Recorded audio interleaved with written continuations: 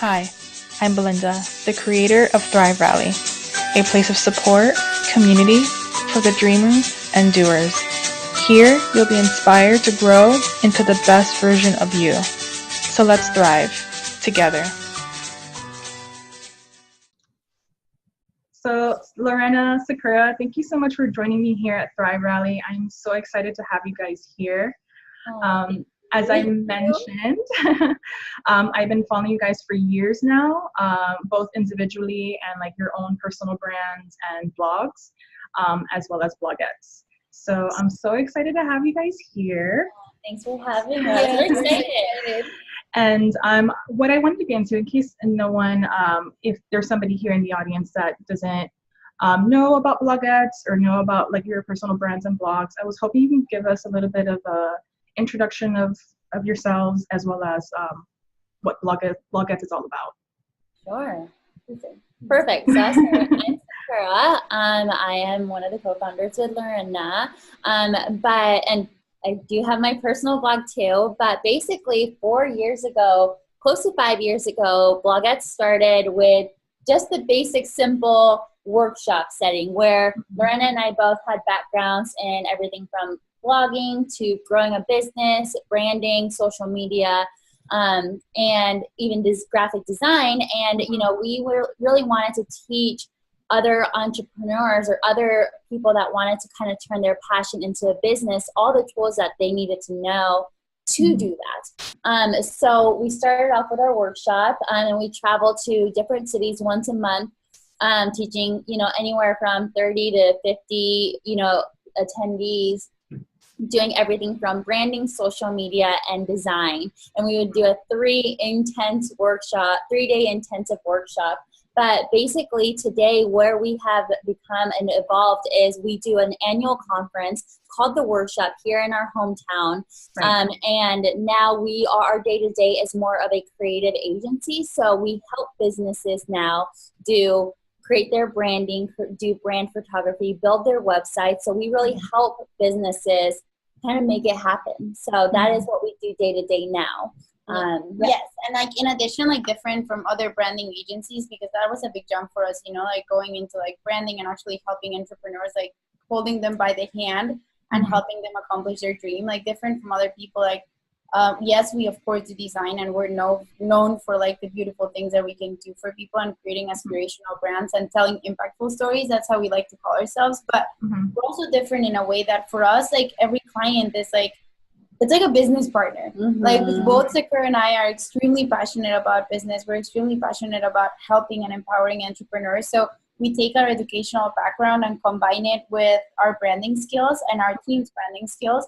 And then we help the entrepreneur not just from like the branding perspective, but from the strategic perspective, hoping that we can help them like just not leave Bloguettes with like a beautiful brand, but just also with a more solid business strategy.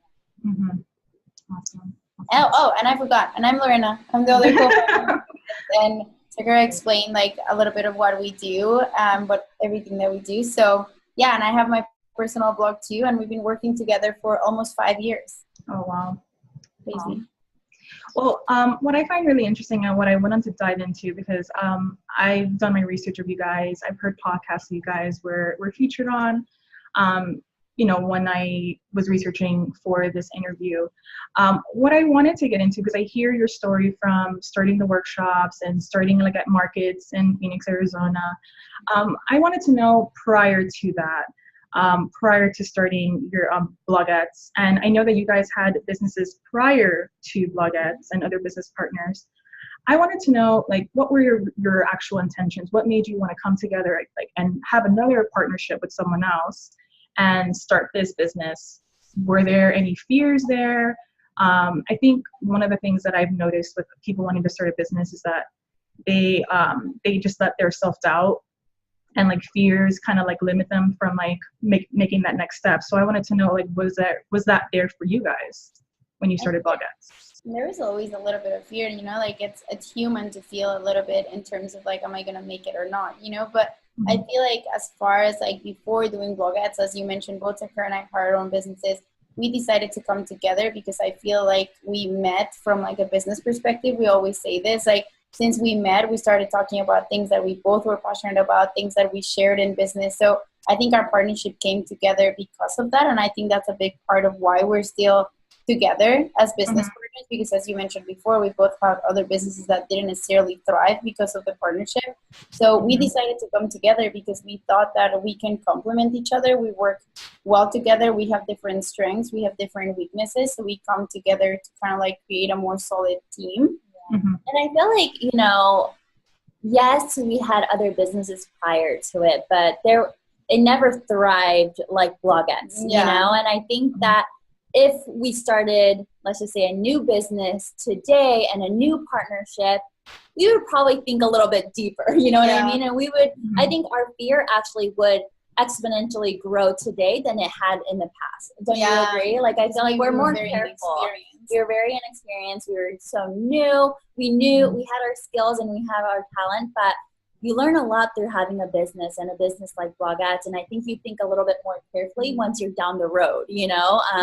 So I think when we first started, yes, we had a little bit of fear, but I feel like we would fear today more so than we did then. Because we were like, let's do it. Let's go, you know? We also didn't have anything to lose at that point. Exactly. You know? Like, we were still, Sakura was even younger, but we were still pretty young. Like, we didn't have, if it wasn't then when, you know? So I feel like both the type of people that the feeling of what if, like really the feeling of what if sucks. You know, like nobody wants to go through life with the what if.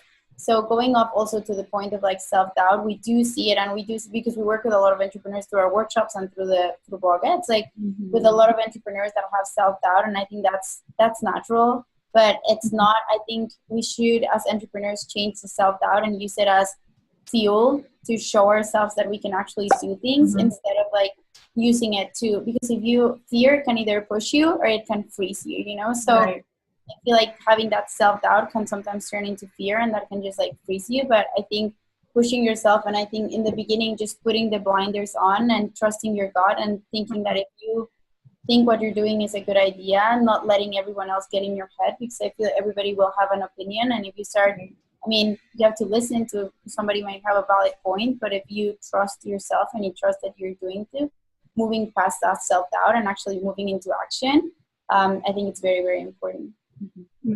I like that. I actually like that versus like, yeah, I had that and I had this, but versus you're saying like you actually would have more fear now than back then.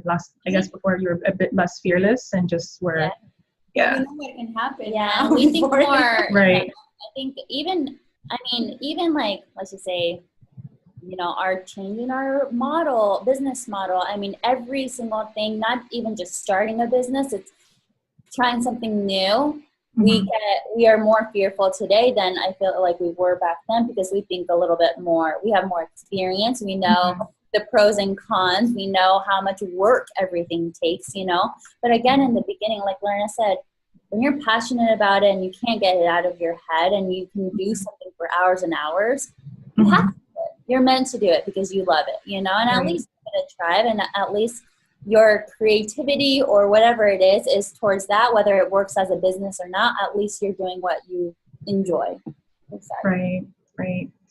And then you were mentioning how Bloguettes started as just workshops, and it was just the two of you.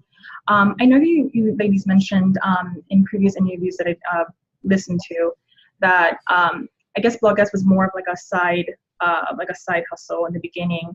So what were your intentions in the beginning of Bloguettes? Like, where did you envision it? And then now with like the workshops and the conference, and then now what do you see Bloguettes in the future? What do you envision for the future for Bloguettes? I'll talk about the beginning, but I feel like honestly in the beginning, like Sakura and I just wanted to be like two friends that really liked each other. We wanted to travel. We wanted to take the opportunity to use our workshops to share our learning and have amazing experiences together, traveling all over the place. I think that for if we were to start a business now, I think we would think more about the long-term vision as we did when we started Bloguettes. I feel like when we started Bloguettes, we knew that there was an immediate need and we knew that we could solve it, but I don't personally think we were thinking about the vision of the future at that specific point. That came a little bit later when that side hustle became into a full-time thing, and then we really had to think about like, okay, what are we doing? You know, what are we doing? How are we going to make it work? But now our idea is completely different. Yeah. I actually love hearing this for those that like are thinking like I need to have like a 5-year plan, or I should have like a business plan, and I'm starting out. Should, but we just couldn't. Right. But I mean, like, I feel like a lot of people would probably like hold themselves back because maybe they don't have that. They have a passion and maybe they just don't know where to start. So at least saying like, I'm going to at least try it and go for it. And then I guess like learn from there. Exactly. And I think for us, like, it was like, we saw it as a side hustle and something that's fun that we enjoy. And hey, if it doesn't work down the road, it's fine. You know what I mean? No big deal. But as it evolved, obviously, I think that kind of made things harder because as we evolved, more and more things happen, more and more responsibilities happen. Our team grew. So we not only had to take care of ourselves, we had to take care of our team. So we just it just was a snowball effect of like evolving our company. But I think, you know, it all worked out for the best. And we had to, you know, in the 5 years, we've had to make some tough decisions as to stop doing the workshops because it's not, you know, feasible to grow in our direction in our future. But hey, let's do one annual conference because that's how people know us, and we can't let that go of the interaction between other people. But we still want to impact individual small to medium companies and help them grow their business now. So I think it's evolved a lot, and we've had to make some tough decisions. But it's definitely not easy, but it's been fun too. Yeah. Very cool. Very cool. Well, I discovered you ladies and Bloguettes through Instagram. I think Bloguettes like liked my photo, and I was like, "Who's that? That's such a cute name." And that's when I started following you guys. And I know you guys have like the stock photography membership as well, which I'm part of and love. So I was just wondering, and also I love the fact, and I feel like I kind of know you ladies are so much already because I follow you guys, your individual accounts. You constantly are on Instagram stories, sharing a little bit about your personal life. And what I wanted to know, what I love is that you also share like so many tidbits and like tips for like solopreneurs, small businesses, even through your Instagram stories. So one of the things I hear you guys talk about so much is branding. Yes. So what I would love to know, and for those that are just starting out, so what is branding? What's the importance? Why is branding so important? And for those that don't have a budget, that are just on their own and want to start something, what actionable tips would you like suggest for them? I think like this is why Sakura and I started the company, and this is why we keep doing, like, we're very, very passionate about spreading kind of like the information in terms of like that branding. We still think that there's like a big group of people that think that branding is just maybe their logo of their company or their icons or things like that. But branding, for all of you guys that are listening, goes way beyond that. You know, like branding is a whole perception, it's a whole experience. You know, like when you talk about a brand, you're not just talking about their logo, you're talking about how their employees talk to you, how the voice that they're using on their emails, the actual clothes, the office, how does the office look? It's a more encompassing between what's tangible and the intangible that creates a feeling within your customer or your reader if you're a blogger. But branding is going to remember you. Exactly. So branding is more of like the combination of the tangible and the intangible. So of course your logo is part of your brand, but so is the people that work with you and how you're the voice and tone that you're using in your communication, you know? So it encompasses everything together, and it's more of like the feeling inside and the memorability that you have with the customer versus just the visual assets of your company. And then what were you saying, like steps, like if someone didn't have a budget? Yeah, so like, you know, like I look at your site and I look at others as well. And like, I guess maybe someone be like, okay, like I want to have a brand. I want to start creating that for my business, but I don't have a budget to hire someone to help me with that. So for someone that doesn't have anything like that, like what steps would you recommend they take? So really quick too, before we jump in on that, I do want to say that branding is also the most probably important thing is everyone has competitors. Everyone has someone that's doing the same thing as you or that wants to do the same thing as you. And branding is how you really differentiate yourself from others, right? It's not only how people are going to remember you, but they remember you because you're so different from X, Y, and Z, you know? So it also allows you to, you know, basically how you brand it can affect how you price things, what the experience is going to be for their clients. I mean, it really changes so much. So I think the identity component of like the logos, the color, that is an easy way how people remember you, but also the branding as a whole, it's how people will send you referrals, and more customers will come, and they'll just keep your business afloat, because a strong brand does not happen.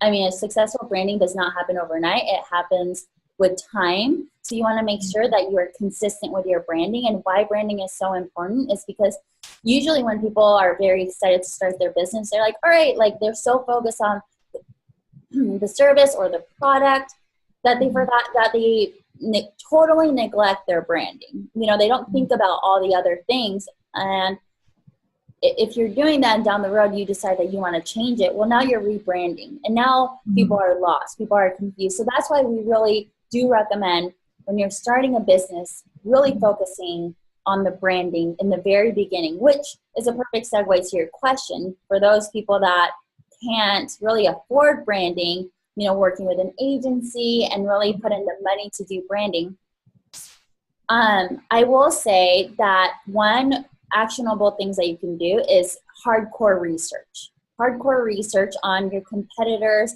not even competitors or people in your industry, but brands that you like. Why do you like them? Why do you not like them? What do you like about them? What kind of feeling do you get with them? And how can you apply that to your brand, right? So like doing hardcore research and writing those likes and dislikes are so incredibly important. And then when it comes to actually creating it, you know, I think there's definitely different routes. If you don't have your own design skills, you know, perhaps instead of working through an agency, hiring a freelance designer, you know, that actually knows what they're doing, you know, and has previous work that they can show you that you like.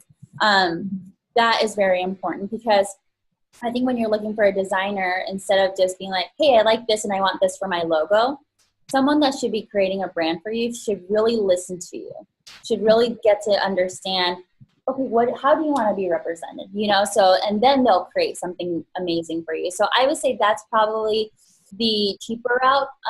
But I would definitely say after, you know, teaching Bloguettes workshop, doing what we do today, I think the biggest and the best, not the biggest, I'm sorry, the best investment you can make on yourself and for your brand, for your company, is branding.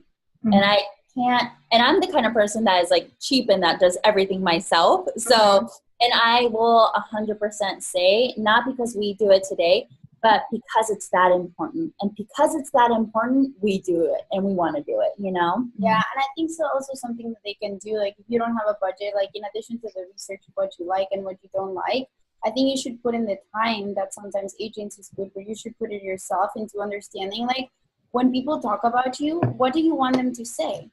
Like if you are a beauty company, like are you a beauty company that sells organic products that it's meant to do this? Like say it, be able to say like in 3 sentences who you are, what you stand for, and make sure from that sentence, like it will guide the content that you're going to start producing, that from photos to written content to like then after. So if you have your research of like your likes, your dislikes, you understand who you want to be, what makes you different, what you stand for, how you want to sound, like who your customer is. If you like do all of that on your own, then you can just sit with someone like Sakura was saying, like a graphic designer, put all of that on the table and just say like, okay, give me the visuals to represent this brand, you know? So I think you can save a lot by doing that. And I was actually thinking about that this morning as I was like thinking about our interview, and thinking to myself, like, why is it that I like love Bloguettes so much? Or because I mean, I swear, like every blogger that I know, I'm always like, do you know Sakura and Lorena? Do you know Bloguettes? I'm always like sharing you guys so much. And I think it's, and like when I was really thinking about it, I was like, I love how you guys are consistent. You guys are always on social media. I swear, when I see you guys have a new Instagram story, you're the first person I pick for, because I'm like excited to see like what tips you were to share.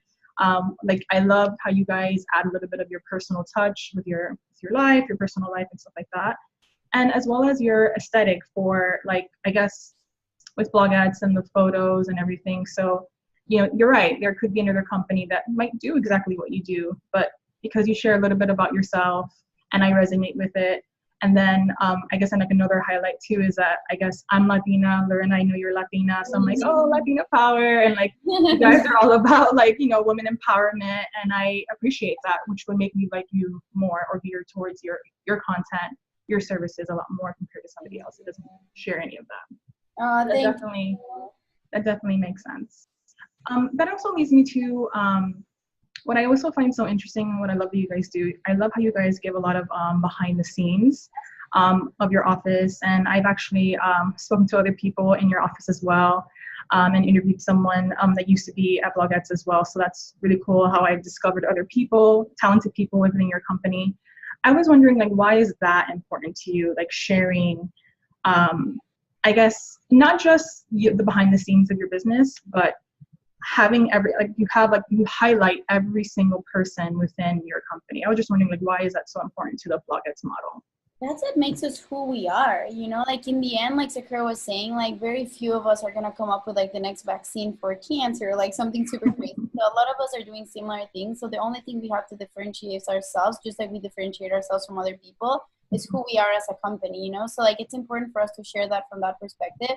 But it's also important for us because we're selling an experience, Our company sells an experience, and it is important for us that when people walk through these doors at the office, they kind of like get an expectation of what that experience would be, like people like you that we might work together in the future, whatever, like come through the door and it's like, oh, like I know Amy is the brand, I'm going to be working with Amy for my brand. Like I know that Taylor is our director of photography. Like I'm probably going to be working with her, So it's important for us to set up kind of like what the expectation would be of working with us and using that as an asset also for people to be attracted to be part of our community and work with Bloguettes as well. And I think also a big thing is so people can connect with us, and kind of like what you said with, Lorena being Latina and like you being able to connect with her, like that is something that when you don't share your personal side of the company, the behind the scenes, you're just the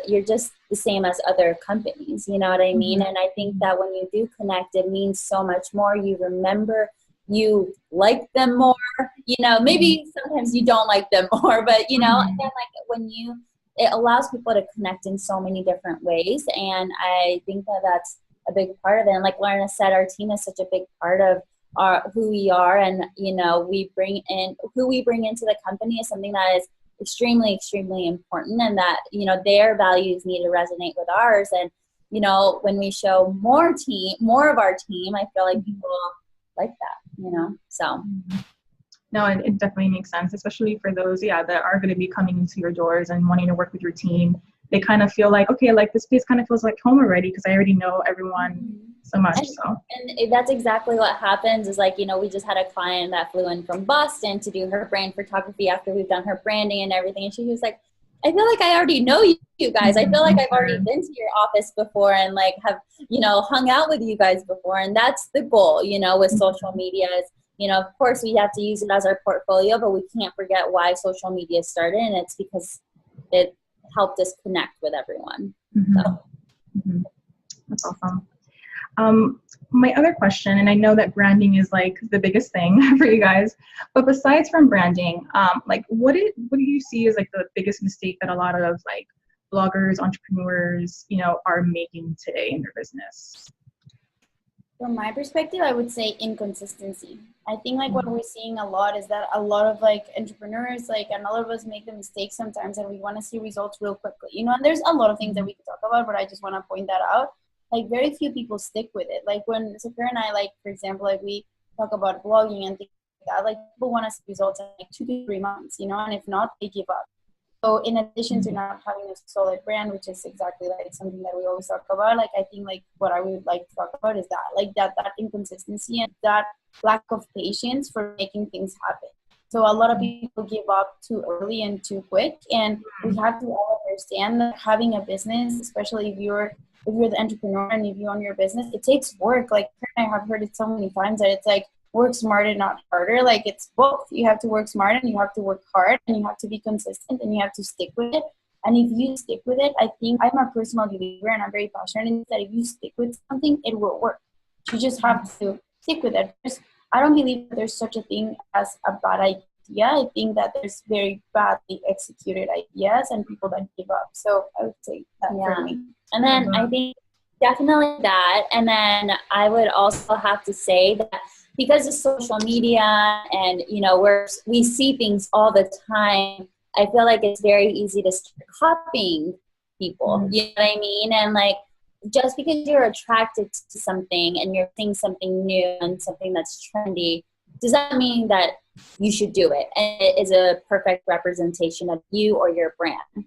And that results in inconsistency because people are changing things all the time, right? Because they're like, okay, well, I see these bloggers like editing their photos this way. So, and I actually like it. So I'm going to start editing my photos this way too. And then 3-4 months down the road, you see that there's a subtle change. Of course, it evolves over time, but I think that sometimes you just have to think, does this represent me or does this not? Or have what I've been doing, you know, in the last, you know, year, does it represent me well, or can I do something a little bit more to enhance it? Like, so I think, you know, one, try not to copy other people just because you're seeing it everywhere. Like, just don't follow the trend, because at the end of the day, you have your own personal brand and it should be represented in a certain way. So I say, like, try not to copy others all the time. That's so true. I feel like in the beginning, when I was starting my site and I was researching the type of look that I wanted, I feel like I was changing my mind like every week of what I wanted, because I would find like a new font or a new color scheme that I like. So that's so true. Like, sticking to one thing and like keeping it that way is kind of hard, especially when you're kind of doing everything yourself. And you're like going through motions. Yeah. So I definitely agree with that. Yeah. So one thing that I mentioned in the beginning was how you ladies have also like your own individual blogs. And I know that you guys have, you know, other endeavors that you guys are doing as well, aside from Bloguettes. So I was just wondering, what routines have you ladies adapted to that like kind of keeps you on top of all the things you need to do that you find so important? Oh my God, I feel like we're still figuring it out. I think we work on that every day. But I feel like the key thing is just doing things that you like. Like when you, kind of like Sakura was saying, when you're passionate about something and when you love something, you're going to do what it takes to make it work. So like starting from there is like good. But like routines, like for example, for me, like Sakura and I have 3 different lives out of the office. Like for me, having a family and having a son and having all that, like it has turned into like, if I want to pursue my passion or my career, which I love, like I have to make time for that. So that means waking up very, very early in the morning, catching up with as much as I can, and maybe leaving the office a little bit earlier than I used to. And then instead of watching 1 or 2 shows at night, catching up on the hours that I couldn't be at the office, like from 3 to 5 or whatever it is. So like, I think it's just making time. And a huge habit for me, which I didn't have this before, but now I can't live without, it's my calendar.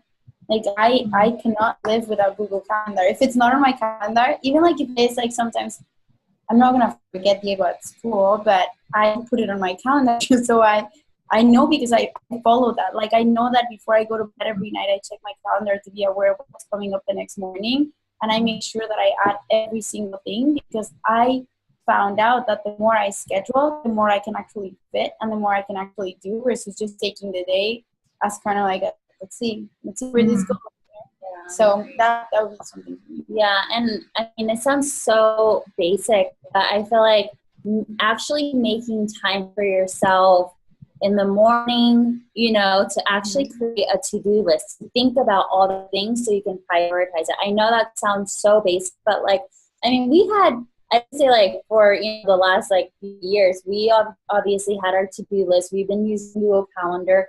But to be honest, like our days are so crazy that I didn't give myself time in the morning to create that to-do list. You know what I mean? But then from there, if I create a good to-do list, then I can also help, you know, get help to delegate those tasks, you know, and I actually know where I need help in order to get things done. So again, it sounds so basic, but that to-do list has really, really helped. And I think too, like this week has been so crazy, but you know, I have made a promise to myself that I would work out every day. And I think that with a crazy week, especially like this week, you know, I feel like that hour that I gave myself to work out, I actually get more energy. I feel like without that, I would have like kind of like died, you know. But I think just like giving yourself time to think is very, very important instead of just going and going and going and going. Yeah, I was gonna ask that if like is like being healthy and taking care of yourself is like one of the routines you guys actually adapted to. Because I know, Lorena, you mentioned you're always sharing like healthy tips and stuff like that on. It's a huge priority, you know. Like I feel like it sounds weird, but I think that's why the wellness movement is so big, because whether you are a swimmer, whether you're an accountant, whether you are a branding agency, whatever you're trying to do, if you don't feel well, you can't do anything. You know, you can't be there for your family, you can't perform well at work. So like I've truly become incredibly passionate about the effects of like what healthy and wellness habits can do for you, whatever your profession is. Right. Yeah. And I think also not even like feeling good, but when you like feeling good and like looking good, when you're confident in yourself, that also is a whole nother thing. You know, you are happier. I mean, and this, I'm not saying like we're just always happy and we're always like healthy. Like, we go through ups and downs, but it's incredible like what a difference in productivity. And we even see it in our team, you know, when they're going through personal stuff or they're not feeling good, it reflects in their work, you know. So we really believe in, you know, all about wellness and feeling good, because you're going to end up feeling good. And I do think it's so important to do that, or else you're going to hit a wall. Right. No, I definitely agree. I think that's probably one of the main, like that's probably my biggest goal this year is taking better care of myself. I tend to be that person that kind of takes care of everybody else, and I kind of like, yeah, I'll be fine. This pain will go away soon, or something like that. So yeah, no, I definitely agree. I know you ladies mention like podcasts and books a lot to your audience, and I was just wondering, me being like obsessed with podcasts, what podcast do you suggest to your audience that maybe that has helped you grow, you know, personally or professionally, or any books that like you just always go to when you need that boost of motivation? I was just curious if you guys had any. So I feel like I personally love this one, and like I feel like a lot of people don't know about it, but it's called Asian Efficiency. It's called The Productivity Show by Asian Efficiency, and I'm sure it's like all Asians. That's why it's called Asian Efficiency. But it is really, really good, and it's all about being productive and helping yourself. I feel like I'm always in two different moods when it comes to listening to podcasts, and not even just podcasts, but sometimes I don't want to learn, right? Sometimes I just want to like listen, and I need like it to change my mood. And that's when I actually turn to music. Like music is a really big part of like my mood, right? But then sometimes I want to, obviously, like I need to learn. I want to be motivated, you know, to do better and hear strategies and learn. That's when I turn to podcasts. And I love that. I obviously love the Gold Digger podcast. And what else do I love? I mean, there's a ton. I love the Oprah Winfrey one too. Super Soul. Yeah, Super Soul. I love that because I feel like sometimes your brain is like dead from your day. It just needs something that feels good, you know. So I feel like those podcasts are just as important as like learning ones. For me, I can spit like so many. I love the Tim Ferriss show, pretty classic, but I think that one's good. I really like, what's the name of that one? Like How I Built This. I really like that one in PR. In terms of like wellness ones, I really enjoy sometimes the Mind Body Green podcast. That's really good, like health episodes. There's another one called Nutrition Facts that is actually really good as well. I really like that one. In terms of audiobooks that I've listened to recently, I think there's one. I love audiobooks. I feel like I'm a lady. No, I love them too. I think I listen to like 3 audiobooks like a month. I'm obsessed. I love them too. Like, and I'm not in my car enough to listen to audiobooks. I have hour drives to work, so I have plenty of time. Podcasts or like books, but like I recently finished one called Your Brand Story. That it's really good. And then another one of like my favorite books, but I think I listened to it on audio and it's really, really good. It's called Big Magic. It's from the same girl that did Eat, Pray, and Love. Elizabeth Gilbert. Yes. And it's just so good because it just shows you that ideas come and go. And I've never thought about the concept of ideas being something tangible thing that goes from one person to person, and like execution and creativity. So I really enjoyed those two recently a lot.